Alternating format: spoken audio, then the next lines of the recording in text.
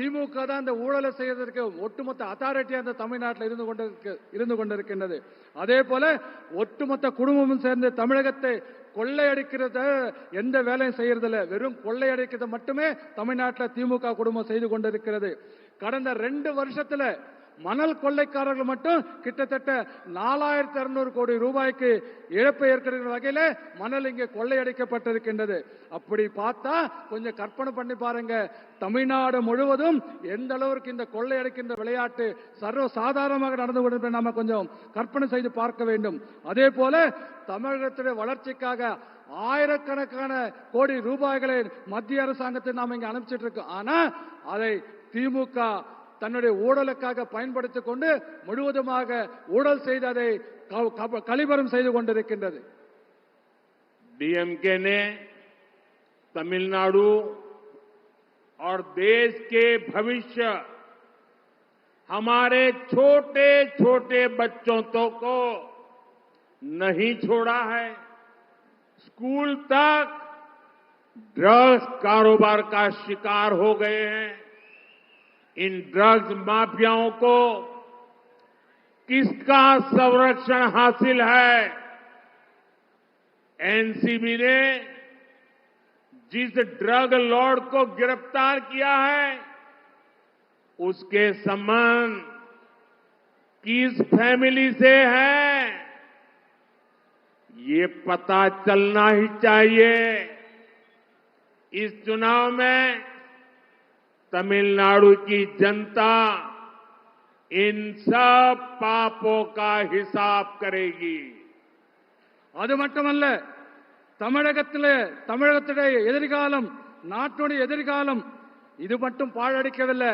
சின்ன சின்ன குழந்தைகள், தமிழ்நாட்டுக்கு சின்ன குழந்தைகளை கூட திமுகவில் காப்பாற்ற முடியவில்லை. காரணம், பள்ளிக்கூடங்களில் இன்னைக்கு போதைப் பொருட்கள் மிக வியாபார கூடமாக இன்றைக்கு பள்ளிக்கூடங்களில் போதைப் பொருள் விற்கப்பட்டு வந்து கொண்டிருக்கின்றது. அது மட்டுமல்ல, இந்த போதை மாஃபியாக்கள், இந்த கும்பல், போதை கடத்துகின்ற கும்பல், இதுக்கு யார் பாதுகாப்பு கொடுக்கறாங்க, யாருடைய பாதுகாப்புல இருக்குன்னு தெரியுமா உங்களுக்கு? என்சிபியால கைது செய்யப்பட்ட இந்த போதைப் பொருள் கள்ளக்கடத்தல் தலைவன் எந்த குடும்பத்தோடு தொடர்பு இருக்கான்னு உங்களுக்கு தெரியுமா? ஆகவே இந்த பாவங்கள் அத்தனைக்கும் வருகின்ற தேர்தலில் மக்கள் தக்க பாடம் புகட்டுவார்கள் என்று நான் உறுதியோடு சொல்லுகின்றேன். साथियों, डीएमके पार्टी की पॉलिटिक्स का मुख्य आधार है डिवाइड, डिवाइड और डिवाइड। ये पार्टी देश के लोगों को भाषा के नाम पर लड़ाती है, क्षेत्र के नाम पर लड़ाती है, धर्म और जाति के नाम पर लड़ाती है। डीएमके को पता है कि जिस दिन लोग डिवाइड एंड रूल की पॉलिटिक्स समझ गए, ये डीएमके को एक वोट नहीं मिलेगा, एक वोट। इसलिए ये लोग को आपस में लड़ाते हैं। मैंने भी ठान लिया है कि डीएमके की इस दशकों पुरानी खतरनाक पॉलिटिक्स को एक्सपोज करके ही रहूंगा। நண்பர்களே, திமுகவோட முக்கியமான அரசியல் குறிக்கோள் என்ன தெரியுமா? பிரித்து ஆளு, மக்களை பிரித்து வைக்க வேண்டும், மக்களை பிரித்து கொண்டே இருக்க வேண்டும். இதுதான் கொள்கையாக நோக்கமாக இருந்து கொண்டிருக்கிறது. இந்த தமிழ்நாட்டுடைய மக்களை மொழியின் பெயராலே பிரித்துக் கொண்டிருக்கிறார்கள். தமிழ்நாடு மக்களை பிராந்தியத்தை உணர்வின் பெயராலே பிரித்துக் கொண்டிருக்கிறார்கள். அதே போல மதத்தின் பெயரால் பிரிவினை செய்து கொண்டிருக்கிறார்கள். ஜாதியின் பெயராலே ஒருத்தருக்கு சண்டை போட்டுக் கொள்வதற்காக திராவிட முன்னேற்ற கழகத்துடைய கட்சி இங்கே வேலை செய்து கொண்டிருக்கிறது. ஆனா ஒரு விஷயம் திமுக தெரியும், என்றைக்கு இந்த பிரித்தாளுகின்ற சூழ்ச்சி மக்களுக்கு, தமிழக மக்களுக்கு புரிந்து கொள்கிறாரோ அன்றைக்கு அவங்க செல்லா காசு ஆகிடுவாங்கன்னு திமுகவுக்கு தெரியும். அதனால்தான் மக்களை உங்களுக்குள்ள நமக்குள்ள சண்டை மூட்டி சண்டை போட்டுக் கொண்டிருந்தால் அவங்க அதுல குளிர்காய நினைக்கிறார்கள் என்பதை நாம் புரிந்து கொள்ள வேண்டும். ஒரு விஷயம் நான் உறுதியோடு சொல்லிக் கொள்கிறேன், திமுக இந்த 50 ஆண்டு காலமாக என்னவெல்லாம் இந்த ஊழல்களை, ஒரு மோசமான ஆபத்தான அரசியல் செய்து கொண்டிருக்கிறதோ அதை நான் தொடர்ந்து அம்பலப்படுத்துவதிலே நான் இன்றைக்கும் உறுதியோடு இருந்து கொண்டிருக்கிறேன் என்பதை நான் சொல்லிக் கொள்கின்றேன்.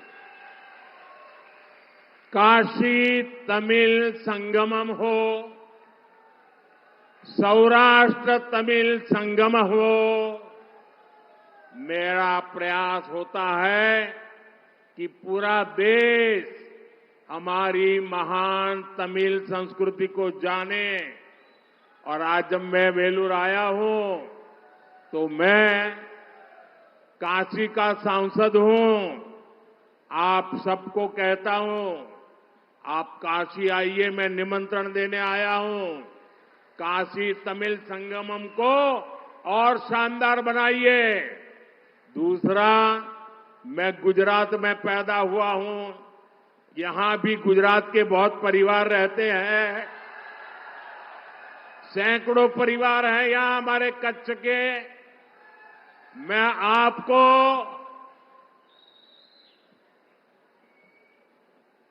सौराष्ट्र तमिल संगम के लिए भी एक गुजराती के नाते निमंत्रण देता हूं।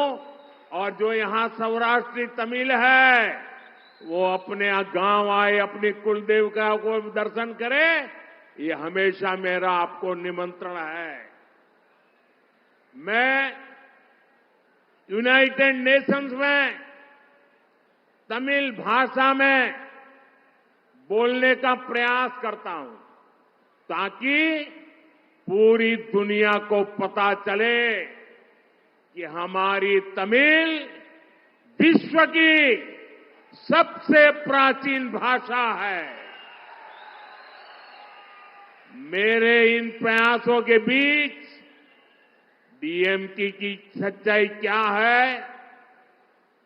मैंने जब संसद में तमिलनाडु के गौरव पवित्र सेंगोल की भारत की पार्लियामेंट में स्थापना करवाई तो डीएमके पार्टी ने उसका भी बायकॉट किया था। காசி தமிழ் சங்கம், அதே போல சௌராஷ்டிர தமிழ் சங்கம் எதுவாக இருந்தாலும் கூட நமது மகத்தான பண்பாட்டை இந்த நாடு முழுவதும் அறிய வேண்டும் என்பது எனது முயற்சியாக இருந்து கொண்டிருக்கிறது. நான் காசியினுடைய நாடாளுமன்ற உறுப்பினராக இங்க வந்திருக்கின்றேன். ஆகவே குஜராத்தில் கூட நான் இருந்திருக்கேன். இங்க குஜராத் மக்கள் நிறைய பேர் வந்திருக்கீங்க, எனக்கு தெரியும். ஆகவே அதற்காக சௌராஷ்டிரா தமிழ் சங்கம் என்று கூட நான் இங்க ஏற்பாடு செய்திருக்கின்றேன். அது மட்டுமல்ல, ஐக்கிய நாடுகள் சபையில, யுஎன் சபையில், ஐக்கிய நாடுகள் சபையிலே நான் தமிழ் மொழியிலே பேசுவதற்கு முயற்சி செய்து கொண்டிருக்கின்றேன். ஆனால் செய்வது மட்டுமல்ல, உலகத்திலேயே மிகவும் பழமையான மொழி தமிழ் மொழி என்பதை உலகம் முழுவதும் சொல்வதற்காக நான் முயற்சி செய்து கொண்டிருக்கின்றேன். ஆனால் என்னுடைய இந்த முயற்சிகளுக்கு திராவிட முன்னேற்ற கழகம் திமுக என்ன தெரியுமா, அவருடைய நிலைப்பாடு என்ன தெரியுமா? நாடாளுமன்றத்தில் தமிழகத்திலிருந்து வந்திருக்கக்கூடிய புனிதமான செங்கோலை நாடாளுமன்ற மைய மண்டபத்தில் நான் வைக்கின்ற பொழுது திராவிட முன்னேற்ற கழகம் அதை புறக்கணித்து என்பதை நீங்க இந்த திமுக புறக்கணிப்பதை நாம் புரிந்து கொள்ள வேண்டும். साथियों, कांग्रेस और डीएमके पार्टी के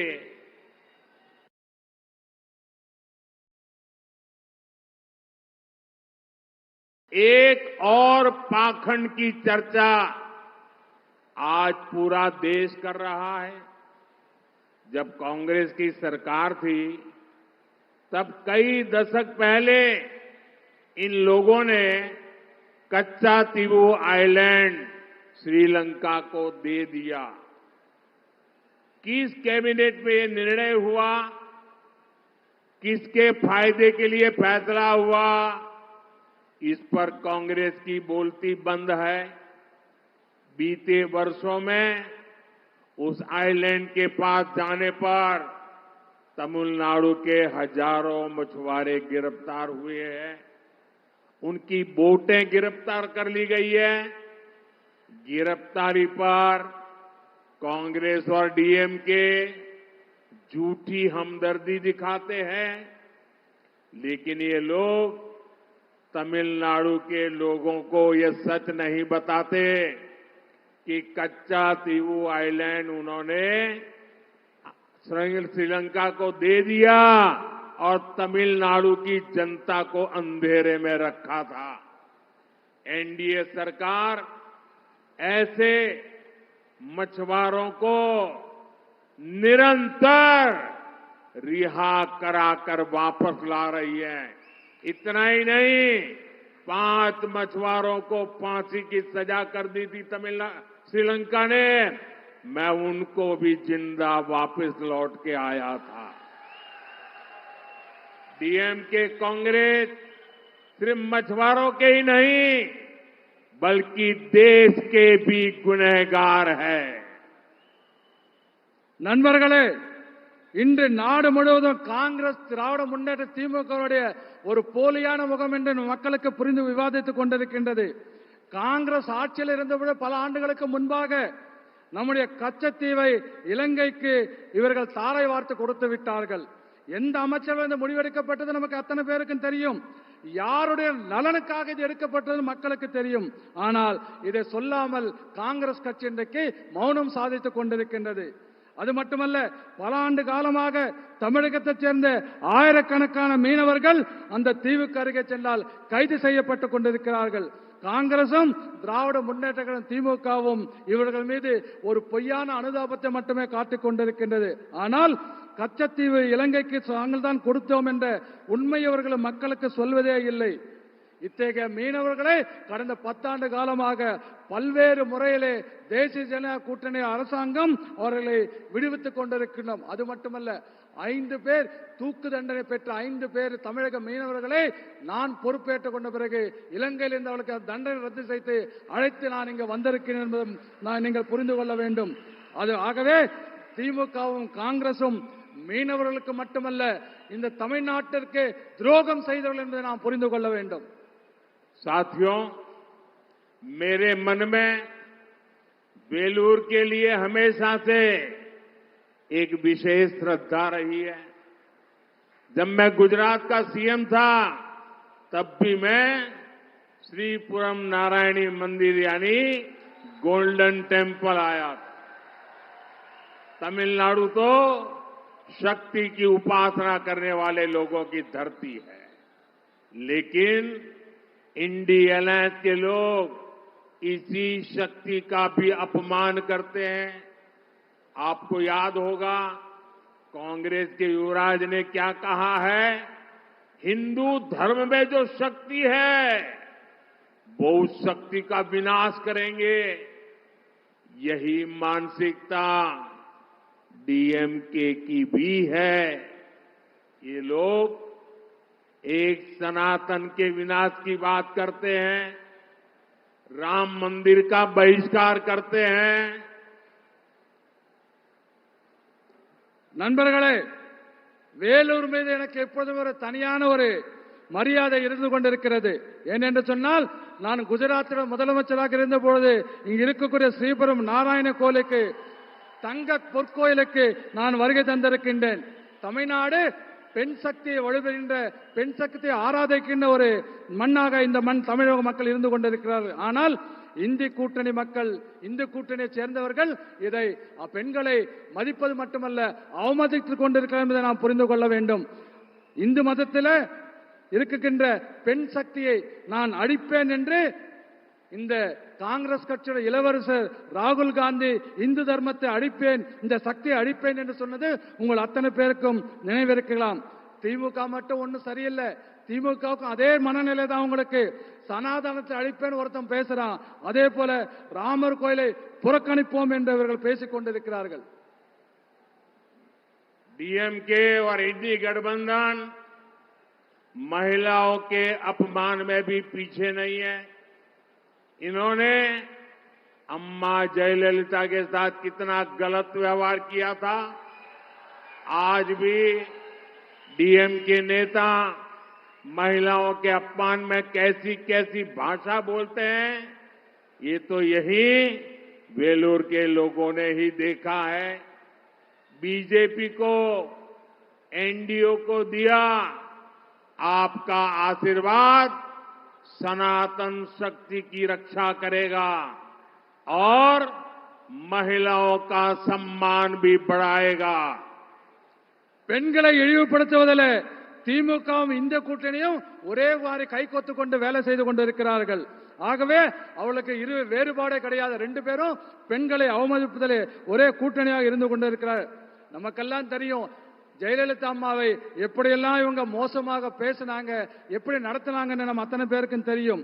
அதே போல இன்றைக்கு கூட திமுகவுடைய தலைவர்கள் பெண்களை இழிவுபடுத்துவதாக பேசிக் கொண்டிருக்கிறார்கள். அதுல வேலூர் மக்களும் நாமளும் நீங்களும் அதை பார்த்திருக்கீங்கன்னு எனக்கு தெரியும்.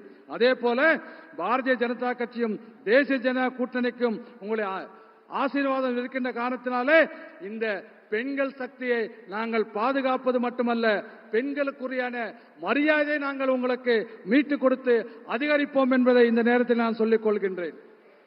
साथियों, 19 अप्रैल को तमिलनाडु के सम्मान के लिए, तमिलनाडु के उज्जवल भविष्य के लिए बहुत बड़ा अवसर आने वाला है। वेलूर से श्री एसी षणमुगम, धर्मपुरी से श्रीमती सौम्या अम्बुमणि,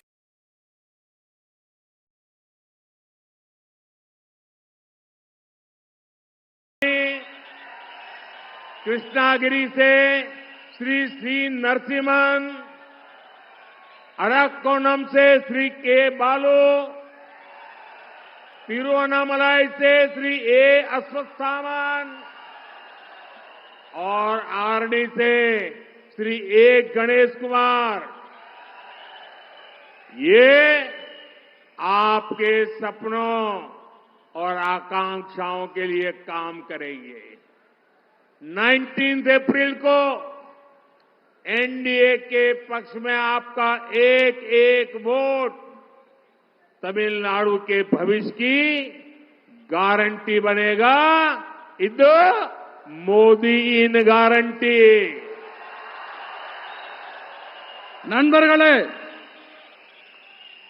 நண்பர்களே, வருகின்ற ஏப்ரல் 19ஆம் தேதி தமிழகத்துடைய மானத்தை காப்பாற்றுவதற்கும் தமிழகத்துடைய எதிர்காலத்தை நாம் காப்பதற்கும் நமக்கு அருமையான ஒரு வாய்ப்பு வந்திருக்கின்றது. வேலூரைச் சேர்ந்த திரு ஏசி சண்முகம் அவர்கள், தருமபுரியிலே நம்முடைய திருமதி சௌமியா அன்புமணி அவர்கள், கிருஷ்ணகிரியிலே நம்முடைய மரியாதைக்குரிய நரசிம்மன் அவர்கள், அரக்கோண பாராளுமன்ற தொகுதியிலே நமது கே பாலு அவர்கள், அதே போல திருவண்ணாமலையிலே நமது ஏ அஸ்வத்தாமன் அவர்கள் மற்றும் ஆரணிலிருந்து நம்முடைய கணேஷ்குமார் அவர்கள் இவர்கள் எல்லாம் போட்டியிடுகிறார்கள். இவர்கள் அத்தனை பேரும் வெற்றி பெற்றால் உங்களுக்கு நமக்கெல்லாம் என்ன கனவு இருக்கிறதோ, உங்களுக்கு கனவு இருக்கிறதோ அந்த கனவுகளை நிறைவேற்றுவது மட்டுமல்ல, நம்முடைய தேவைகளை பூர்த்தி செய்வதற்காக தொடர்ந்து வேலை செய்வோம் என்று நான் சொல்லிக் கொள்கின்றேன். ஆகவே ஏப்ரல் 19ஆம் தேதி தேசிய ஜனநாயக கூட்டணிக்கு ஆதரவாக நீங்கள் அளிக்கின்ற ஒவ்வொரு வாக்கும் தமிழகத்தின் எதிர்காலத்திற்கு உத்தரவாதம் இருக்கும் மட்டும் என்பதை நான் மோடியின் உத்தரவாதமாக நான் சொல்லிக் கொள்கிறேன், மோடியின் கேரண்டியாக சொல்லிக் கொள்கின்றேன்.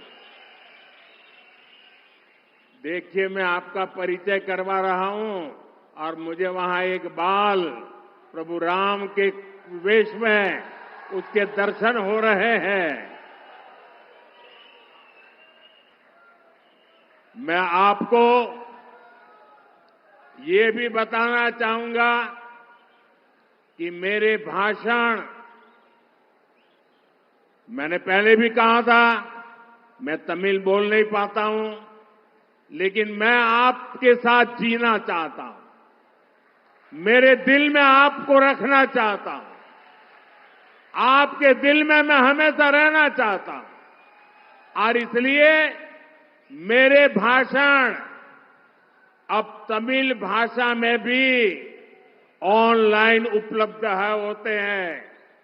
आप सोशल मीडिया एक्स पर नमो इन तमिल, NAMO, नमो इन तमिल को फॉलो करिए। आप मुझे तमिल भाषा में सुन पाएंगे। ये टेक्नोलॉजी का मैं उपयोग कर रहा हूं। और मेरा एक आपसे प्रार्थना है, मैं आज वेलूर आया हूं, मेरी आपसे प्रार्थना है कि आप घर घर जाइए और हर परिवार में जाकर के बताना कि अपने मोदी जी वेलूर आए थे और मोदी जी ने आपको वणक्कम भेजा है, मेरा वणक्कम पहुंचाइए. நண்பர்களே, உங்களுடைய மகிழ்ச்சியெல்லாம் பார்க்கின்ற பொழுது எனக்கு மிகப்பெரிய நம்பிக்கை வந்திருக்கின்றது. இப்பொழுது என்னுடைய உரைகள் எல்லாம் இப்பொழுது உங்களுக்கு ஆன்லைன்ல தமிழ் மொழியில் உங்களுக்கு கிடைக்கிறது என்பதை இந்த நேரத்தில் நான் சொல்ல விருப்பப்படுகின்றேன். சமூக ஊடகங்களில் இருக்கின்ற எக்ஸ் வலைத்தளத்திலே நமோ இன் தமிழ், NAMO நமோ இன் தமிழ் என்ற அந்த இணைப்பை நீங்கள் பின்தொடர்ந்தால் தமிழ் நீங்கள் நான் பேசுவதெல்லாம் தமிழில் கூட கேட்க முடியும். தகவல் தொழில்நுட்பத்தை தமிழை வளர்ப்பதற்கு நான் இப்படியாக நான் பயன்படுத்திக் கொண்டிருக்கிறேன். அது மட்டுமல்ல, நான் வேலூருக்கு வந்திருக்கின்றேன். இதை அத்தனை வீடு வீடாக செல்லுங்கள். வேலூர் பாராளுமன்றத்திலே அத்தனை மக்களுக்கும் சொல்லுங்கள், மோடி வேலூருக்கு வந்திருந்தார், அவருடைய வணக்கங்களை தெரிவித்தார், அவருடைய வாழ்த்துக்களை தெரிவித்தார் என்று ஒவ்வொரு வீடாக சென்று நீங்கள் இந்த என்னுடைய வேண்டுகோளையும் என்னுடைய வாழ்த்துக்களையும் சொல்ல வேண்டும் என்று உங்களை கேட்டுக்கொள்கிறேன். आप सबका इतनी बड़ी विशाल संख्या में हमें आशीर्वाद देने के लिए आए, मैं आपका हृदय से बहुत बहुत धन्यवाद करता हूं. वणक्कम.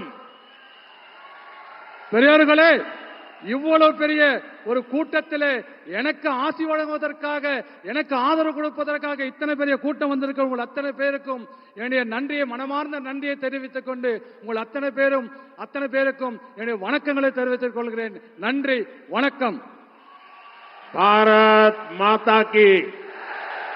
पूरी ताकत से बोलिए, भारत माता की. எல்லா ரெண்டு கையெழுத்து. भारत माता की ஜெய். भारत माता की ஜெய். वंदे वंदे वंदे மாதரம். वंदे மாதரம். वंदे மாதரம். वंदे மாதரம். वंदे மாதரம். वंदे மாதரம். वंदे. Mataram.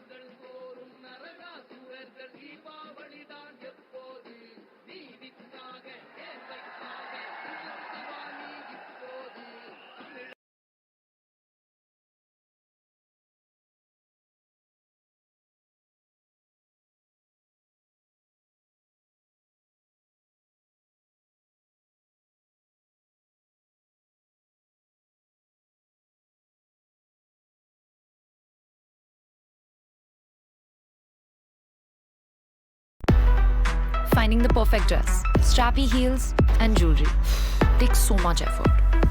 For Amazon Pay, it's totally effortless. Amazon पर मिले wear it with suggestions on top fashion brands ताकि fashion हो effortless.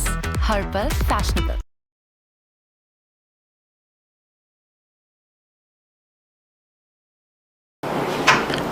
அனைவருக்கும் வணக்கம். Friends, today India's leading English newspaper Times of India has published an article based on the RTI documents that I have received some time back with respect to the Kachativu island that was ceded to Sri Lanka in 1974 by the government of India. For anybody outside the Tamil Nadu, you will also understand how an important piece of Bharat, an important piece of India, and more importantly, a historically important area of Tamil Nadu, in which fishermen for thousands of years had, without any interruption, had fishing rights, was mysteriously ceded away in 1974. Today, as you will read in papers or television channels, some of our Tamil brothers and sisters, fishermen brothers and sisters, getting arrested in the high sea, and the government of India under the able leadership of Honorable Prime Minister immediately getting them back, retrieving them back to our shore. This is a daily story. At the same time, some time back, we also seen how when 5 fishermen were sentenced for death penalty, how our Prime Minister have got them back to Tamil soil. We all know the story. Now, why this happens? Why is it happening? Is there a solution to it? So out of this curiosity, I have approached the Minister of External Affairs to provide 2 important documents during this period. So the 2 documents pertains to 1968 Informal Consultative Committee, March 1968, and what was spoken then, the meeting notes, and 1974, the meeting between the Foreign Secretary and the Chief Minister of Tamil Nadu.